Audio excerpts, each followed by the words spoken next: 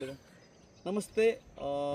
नवा दिवस नवं झाड या उक्तीप्रमाणे आज आपल्या सावित्रीबाणात 2 झाडं मातीशी एकरूप होत आहेत. पहिलं आपण झाड लावलं विशाल भाई यांच्या माळेगाव सहकारी साखर कारखान्याच्या संचालकपदी निवड झाली म्हणून, आणि आता दुसरं झाड आपण लावलंय ज्याला आपण पिचकारी म्हणतो. आणि ज्या संस्थेवर निवड झाली या शिवनगर विद्याप्रसारक मंडळाच्या विश्वस्तपदी धन्यकुमार जगताप, म्हणजे आपण सर्वजण तात्या म्हणतो, त्यांची निवड झाली. त्या कॉलेजच्या बाहेर बघितली तरी पिचकारीची झाडं येतात, जे जाता येता उन्हाळ्यात लाल फुलं आपलं लक्ष वेधून घेत असतात. तर खरं तर सगळ्याच गोष्टीतून त्यांच्यावर अभिनंदनाचा वर्षा होतोय. बाई असतील किंवा तात्या असतील, कोण घरी जाऊन सत्कार करतंय, भेटेल तिथं आनंदाचा क्षण आपण एन्जॉय करतोय. आणि गेल्या कित्येक दिवसापासून पंधरे खरं तर प्रत्येक म्हणजे नोकरी असेल, राजकीय सामाजिक क्षेत्र सगळ्यांचीच प्रगती चांगली आहे, आणि त्यामुळे सगळेजण सगळ्यांचं कौतुक करतात. त्याच्या अनुषंगाने आपण एक झाड लावले आणि सगळ्या पंधरे ग्रामविकास मंच टीमकडून तात्यांना या पुढील वाटचालीसाठी खूप खूप शुभेच्छा. या निमित्ताने मला वाटतं तात्या,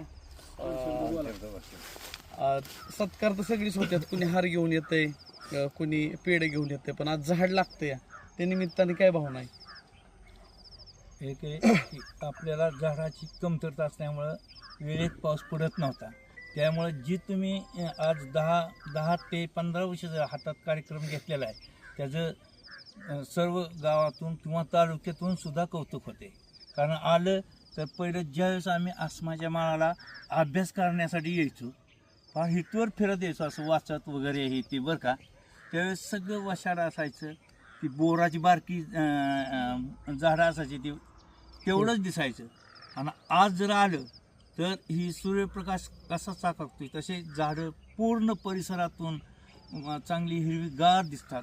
त्याचं कौतुक करण्याजोगं आहे. त्यातली त्यात ज्यांनी हे सहभाग घेतला ग्रामविकास मंचाने, त्यांचं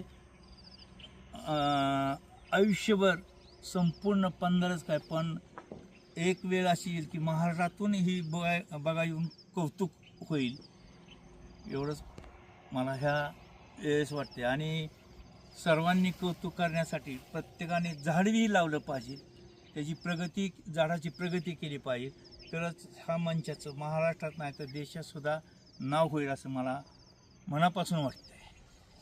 धन्यवाद.